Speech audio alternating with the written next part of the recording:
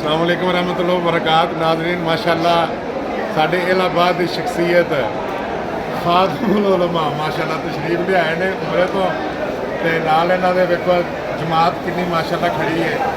से अज लियाकत साहब ने, सलमान साहब ने माशाअल्लाह, इसमाइल साहब ने, सर इसमाइल वाले माशाअल्लाह उन भाई मौजूद ने।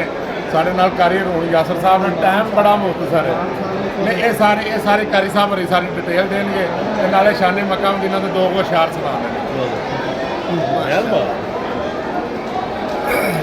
बाबा जी आंदे ने अल्लाह नू थी लख लख शुक्र तेरा जोगी सांग दिया सिदरां तार लैया। अल्लाह तेरे घर से दवाले नस नस के इन्हां तवाफ दिया मौजां ने मार लैया। अल्लाह इन्हां तेरा घर भी डिठा, तेरा दर भी डिठा, तेरे घर विच रख रख सार भी डिठा।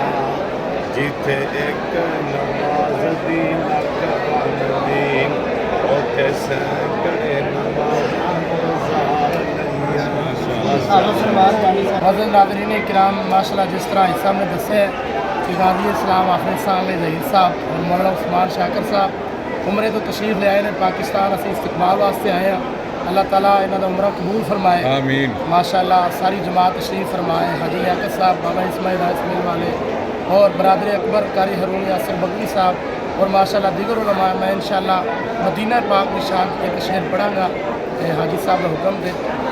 लाल ते हीरा सुच्चा मोती पत्थरां दे नल तुलदा नहीं।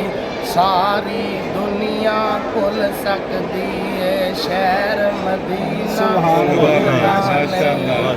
शहर मदीना भुलदा नहीं। मस्जिद विच जांदे सार खैरा चोरी पांदे सार आग ज़मज़म पींदे सार लाल खजूरां खांदे सार। उस हाजी साहब उस नगरी विच गुज़रे वेला कदी भी सानू भुलदा नहीं।